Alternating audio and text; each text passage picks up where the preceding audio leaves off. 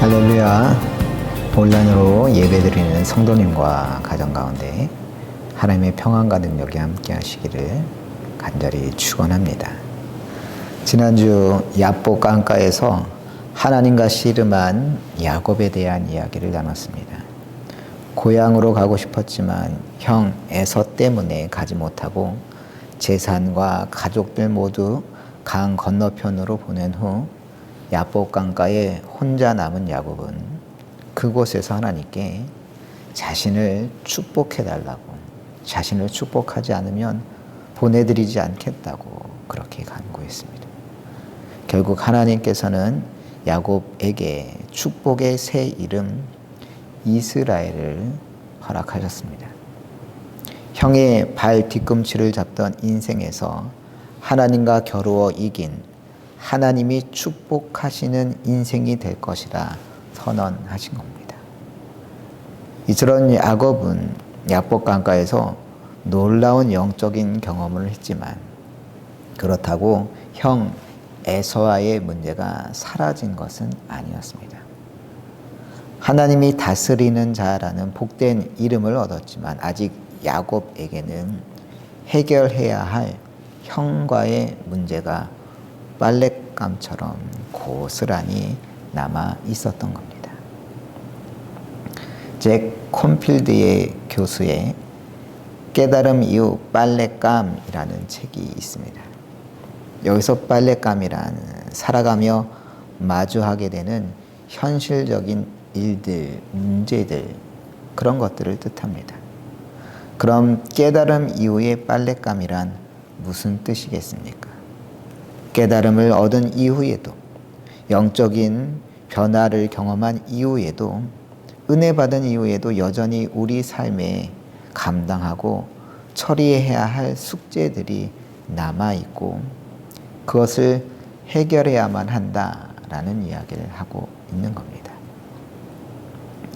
개인적으로 은혜 받은 이후에 빨랫감을 처음 경험했을 때가 기억이 납니다.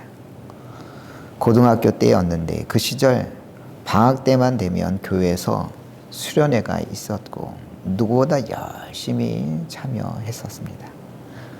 그래서 수련회 때마다 은혜를 참 많이 경험했습니다. 은혜와 감격 속에 이제 나는 새로워졌고 세상 속에 당당히 승리할 것이라고 하는 확신도 들었습니다. 그런데 당황스러운 것은 뭐였느냐? 수련회 때 은혜 받고 집에 오면 그때마다 꼭 집안에 무슨 문제들이 발생하는 거였습니다. 집안에 분란이 생기고 크고 작은 다툼이 벌어지고 고등학생의 신앙으로서는 도무지 이해가 가지 않았습니다. 기도 많이 하고 오고 은혜 받고 집에 오면 이제 천국이 펼쳐질 줄 알았는데 오히려 이전보다 더 마음을 힘들게 하는 일들이 벌어지곤 했기 때문이었습니다. 은혜 받으면 흔히 더 큰 시련이 찾아온다곤 하지만 그래도 은혜 받을 때마다 매번 힘들고 어려운 일들이 찾아오니 너무 낙심되곤 했습니다. 왜 그럴까? 왜 그럴까? 분명 나는 은혜 받고 응답도 받고 달라질 거라고 하는 확신도 생겼는데 왜 달라지는 건 아무것도 없이 오히려 어렵고 힘든 일들만 생기는 걸까? 그런데 시간이 지나면서 자연스레 알게 되었습니다. 왜 은혜 받고 돌아와도 달라지는 건 없었는지. 그것은 나만 은혜 받은 것이지 가정이, 내 환경이 은혜 받은 것은 아니었기 때문이었습니다. 내가 은혜 받은 것은 분명한 사실이었지만 그렇다고 은혜 받자마자 알아서 내가 속한 가정이, 학교가, 일터가 달라지는 것은 아니라고 하는 평범하지만 중요한 사실을 깨닫게 되었습니다.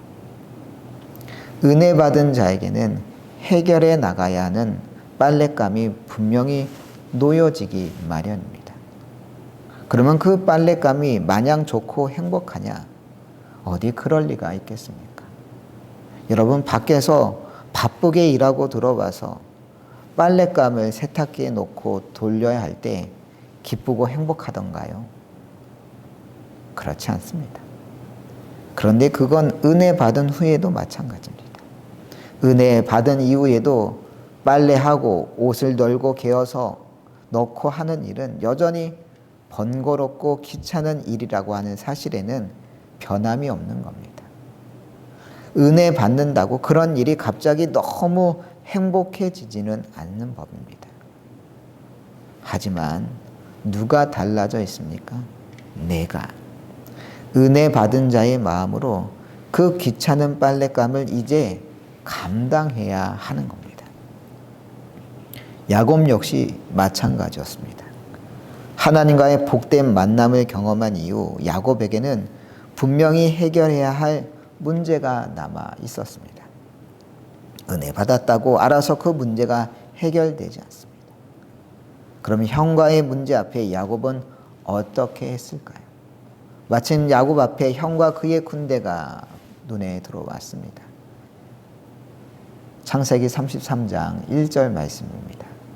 야곱이 눈을 들어 보니 에서가 400명의 장정을 거느리고 오고 있는지라 그의 자식들을 나누어 레와와 라헬과 두 여종에게 맡기고 전령들의 말처럼 실제로 에서는 400명의 군사를 거느리고 왔습니다. 야곱은 알 수가 없었습니다. 과연 저 형은 무슨 의미로 저 군대를 끌고 온 것인지, 자신을 처단하기 위해서 온 것인지, 아니면 화해 사절단으로 찾아온 것인지. 이때 야곱은 가만히 있지 않았습니다. 어떻게 했느냐? 3절입니다. 자기는 그들 앞에서 나아가되 몸을 7번 땅에 굽히며 그의 형 에서에게 가까이 가니. 야곱이 무엇을 했다고요? 몸을 7번 땅에 굽혔다고 했습니다. 7번 허리를 굽혀 형에게 절을 했다는 뜻입니다. 왜 야곱은 형에게 7번 절을 했을까요? 무슨 의미일까요? 고대 근동에서 7번 절하는 행위는 왕이나 주인에게 바치는 최고의 존경과 복종을 의미했습니다. 야곱은 형 에서를 왕처럼 높이고 자신은 종처럼 낮춘 겁니다. 자신을 종처럼 낮추며 자신에 대한 모든 처분을 형에게 맡기고 그의 뜻에 조용히 따르겠다고 하는 의미에서 야곱이 형에게 7번 절했던 겁니다. 그렇습니다. 화해 제스처는 누가 먼저 해야 하는 거겠습니까?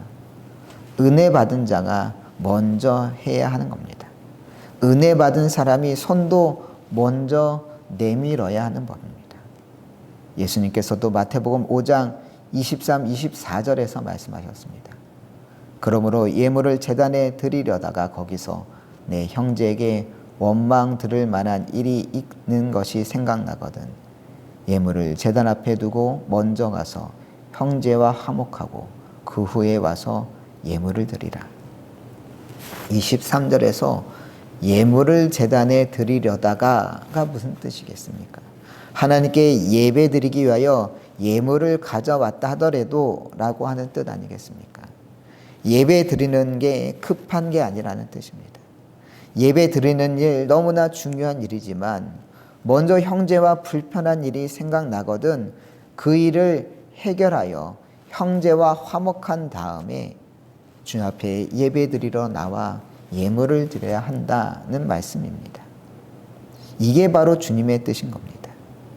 예물이야 조금 늦게 드린다고 큰일 나는 거 아니지만 형제 자매와 불편한 일은 바로바로 해결해야지 묵혀둔다고 좋을 게 아니라는 뜻입니다. 예전 교회에 있었던 일입니다. 한 권사님 아들이 로스쿨에 졸업하고 나서 변호사 시험을 치루었습니다. 그런데 이야기를 들어보니 주관식은 잘 썼는데 객관식에서 예상보다 몇 개를 더 틀려 안타깝게 탈락을 했다는 거였습니다. 그래서 주일날 그 권사님을 예배 끝나고 만나 객관식 몇 문제 때문에 떨어지다니 어떻게 그럴 수가 있죠? 라고 하며 아쉬움을 표했습니다. 그런데 그날 오후 그 권사님의 남편 되시는 분이 저에게 전화를 하셨습니다. 이야기인즉 아들이 변호사 시험에 떨어진 것도 속상한데 목사님이 하신 이야기 때문에 지금 자신의 아내가 크게 상심해 있다는 거였습니다. 그 이야기를 듣고 처음엔 정말 이해하기 힘들었습니다. 아무리 생각해도 제가 한 말이라고는 객관식 몇 문제 때문에 떨어지다니 어떻게 그럴 수가 있죠? 이 말밖에 안 한 것 같은데 이 말 때문에 그렇게 상심이 크다니 어떻게 그럴 수 있지? 그런 생각이 들었습니다. 그러다 보니 한편으로 억울한 마음이 들었습니다. 아니, 내가 도대체 무슨 이야기를 했다고? 아무리 생각해도 뭘 잘못했는지 잘 납득이 가지 않았습니다. 그러다 한참을 망설였지만 가만히 있는다고 이 문제가 저절로 해결되지 않을 거라는 건 분명했습니다. 제가 먼저 그 권사님께 연락을 해야지. 낙심해 있다는데 어떻게 그냥 있을 수가 있겠습니까? 엉클어진 매듭을 풀려면 제가 먼저 손을 내밀어야 하지 않겠습니까? 용기를 내 전화를 드렸습니다. 권사님, 제가 한 이야기가 본의 아니게 상처가 되었나 봅니다. 죄송합니다. 그렇게 이야기를 드렸더니 그 권사님이 말씀하시더군요. 아무 일도 아닌데 이렇게 전화까지 주시다니 죄송해요. 그런데 솔직히 아들이 시험에 떨어진 것 때문에 너무너무 속상해 있는데 목사님이 하신 이야기가 마치 그것밖에 못하냐 그런 식으로 들려왔어요. 목사님이 그런 의도로 하신 이야기가 아니었다는 걸 알면서도 자꾸 그 이야기가 생각이 나면서 서운한 마음이 들었네요. 그 권사님이 자신의 솔직한 마음을 이야기하시니 저도 왜 그 권사님이 제 이야기에 그렇게 서운해 하셨는지 이해할 수가 있었습니다. 전혀 비아냥거리거나 무시하려고 한 이야기가 아니었음에도 아들 때문에 낙심해 있던 권사님에게는 뭔가 가시가 있는 이야기처럼 들릴 수 있었겠구나 싶었습니다. 그래서 다시 한번 죄송하다고 이야기하고 통화는 끝났고 다행히도 그 권사님도 더 이상 이 일로 인해 시험에 들지 않았습니다. 그리고 그 아들도 다시 1년간 열심히 공부를 해 변호사 시험에 합격을 했고 변호사 사무실도 개업해 활동하기 시작했습니다. 물론 그 권사님과도 좋은 관계는 계속 유지되었고 몇 년 전 그 권사님 남편분은 우리 교회를 후원해 주셔서 우리 교회 예배실 뒤편에 있는 냉온풍기 한 대도 설치해 주시기도 했습니다. 그렇습니다. 은혜 받았다고 모든 문제가 저절로 해결되는 것 아닙니다. 은혜 받은 후에도 우리 앞에는 여전히 산적한 빨랫감이 놓여 있기 마련입니다. 그러면 어떻게 해야 할까요? 당연히 그 문제를 헤쳐나가야 해결되겠죠. 하지만 달라진 것이 있습니다. 은혜 받은 내 마음, 이건 달라진 것 아니겠습니까? 문제는 아직 그대로 있지만 우리는 달라지지 않았습니까? 야곱이 형 에서 앞에 7번 절할 수 있었던 것은 그가 달라졌기 때문입니다.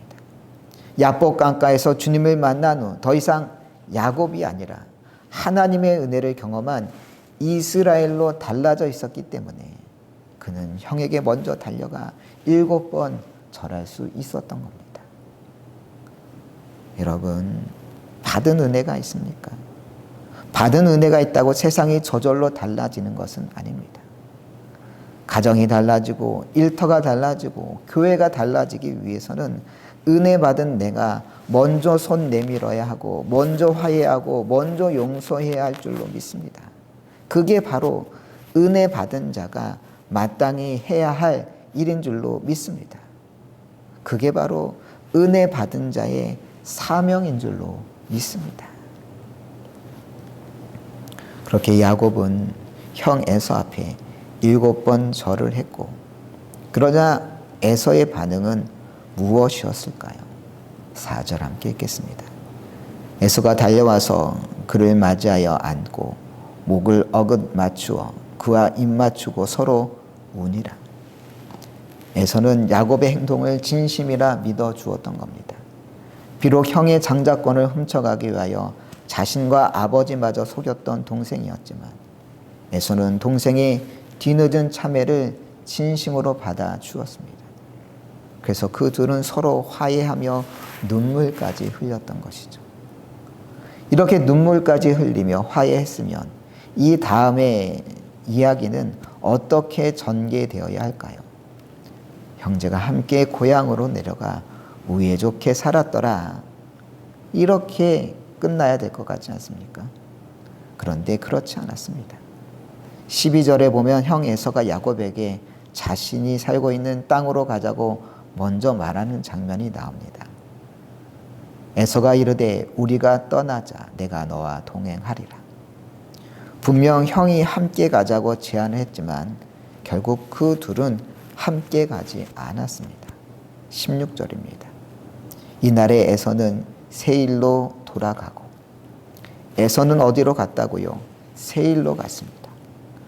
그럼 야곱은 세일로 가지 않고 어디로 갔느냐? 17절입니다. 야곱은 숫곳에 이르러 자기를 위하여 집을 짓고 그의 가축을 위하여 우리간을 지었으므로 그 땅 이름을 숫곳이라 부르더라. 야곱은 어디로 갔다고요? 숫곳으로 갔다고 합니다. 왜 이런 일이 벌어진 것일까요?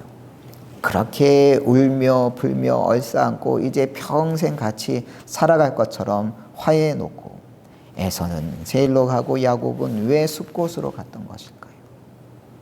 그것은 에서가 살던 땅 세일은 하나님께서 야곱에게 가라고 말씀하신 약속의 땅이 아니었기 때문입니다. 창세기 31장 3절입니다. 여호와께서 야곱에게 이르시되 내 조상의 땅 내 족속에게로 돌아가라.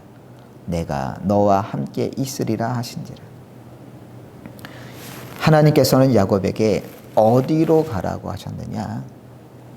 에서가 사는 땅으로 가라고 하는 것이 아니라 내 조상의 땅으로 가라고 했습니다. 곧 아브라함에게 약속하신 땅 가나안 땅으로 가라고 말씀하셨던 겁니다. 그래서 야곱은 하나님께서 가라고 지시한 땅 가나안 땅으로 가기 위하여 숫곳에 머물게 된 것입니다. 야곱은 에서와 극적으로 화해했지만 형의 길을 따라가지 않았습니다. 야곱은 자신을 받아준 형의 친절에 감복하고 감명했지만 형이 살던 이방 땅 세일로 가는 것이 아니라 하나님께서 약속하신, 하나님께서 가라고 하신 언약의 땅으로 가기 위하여 숫곳으로 향했던 것이죠. 아무리 인간적인 관계가 중요하다 하더라도 하나님의 뜻을 벗어날 수는 없었던 것입니다. 이것이 중요합니다. 아무리 형과의 관계가 중요해도 하나님의 뜻을 버리고 이방 지역으로 갈 수는 없는 일이었습니다. 은혜 받은 자로서 형과 관계를 개선하고 화해하는 것은 중요한 일이었지만 그렇다고 하나님의 말씀을 어기고 약속의 땅이 아닌 이방의 땅으로 들어갈 수는 없었습니다. 이것은 은혜로운 화해 이후에도 인간적인 관계보다 하나님의 뜻이 우선이라는 것을 보여줍니다. 그러기에 야곱은 형과 화해했지만 세일에 사는 형과 동행할 수는 없었던 겁니다. 우리나라 초대 문화부 장관을 지낸 이어령 장관을 기억하실 겁니다. 그런데 최고의 지성인으로 한평생 자신은 무신론자라고 밝혀왔던 이어령 장관이 2007년 예수님을 영접하고 세례받은 사실이 알려져 크게 매스컴에 보도된 적이 있습니다. 그런데 이어령 장관이 예수님을 영접하게 된 데는 그분의 딸 이미나 목사님의 역할이 컸다고 합니다. 사실 이미나 목사님은 유명한 아버지를 둔 덕에 어렸을 때부터 불편한 성장기를 보냈다고 합니다. 초등학교 때부터 신학기가 되면 담임 선생님이 들어와 누가 이어령 씨의 딸이니 어디 손들어봐 라고 묻기 일쑤였다는 것이죠. 그러다 보니 이어령의 딸인 나는 모범적이야 해. 나는 공부 잘해야 해. 아버지 얼굴에 먹칠해서는 안 돼. 이런 생각이 떠나지 않았고 거의 강박처럼 그의 삶을 짓눌렀다고 합니다. 게다가 아버지는 너무 바빠. 아버지에게 다가가기라도 하면 저리 가라. 아버지는 지금 너무 피곤하다. 이런 이야기를 하기 일쑤였다는 것이죠. 이런 아버지의 모습에 어린 이민아는 누구에게 의지해야 할지 몰라 많은 두려움 가운데 살았습니다. 밤만 되면 두려움이 몰려와 새벽 한두 시만 되면 가위에 눌리곤 했는데 아버지 나 좀 도와주세요. 엄마 나 좀 도와주세요 라고 하는 말이 마음속에서는 맴돌았지만 입에서는 떨어지지 않았습니다. 그러다 보니 불을 끄고서는 잠을 잘 수가 없었고 어느덧 불면증으로 이어져 밤에 잠을 이룰 수가 없었습니다. 그때 눈에 들어왔던 게 주방에 수북히 놓여있는 위스키였다고 합니다. 그때부터 어린 이민아는 잠이 안 올 때마다 부모님 몰래 위스키를 꺼내 마셨다는 것이죠. 그래도 아버지의 지성을 물려받은 딸은 국내 명문대를 졸업하고 미국으로 건너가 그곳에서 로스쿨을 졸업한 후에 검사로 근무하여 LA 지역 부장검사까지 되었습니다. 이민자로서 부장검사까지 되는 놀라운 성공의 길이 하지만 그녀에게 마냥 행복하지는 않았습니다. 아버지의 반대를 무릅쓰고 소설가 김한길 씨와 결혼해 첫째 아들 김유진을 낳았지만 5년 만에 이혼의 아픔을 겪어야 했습니다. 그리고 몇 년 후 재혼하여 새 아들을 얻었지만 이 중 둘째 아들이 자폐 진단을 받게 되면서 오히려 더 가슴 아픈 시간을 보내게 됩니다. 더욱이 이 무렵 하와이에 거주하던 이민아 씨의 망막이 파열이 되어서 시력을 잃을 위기에 처하게 됩니다.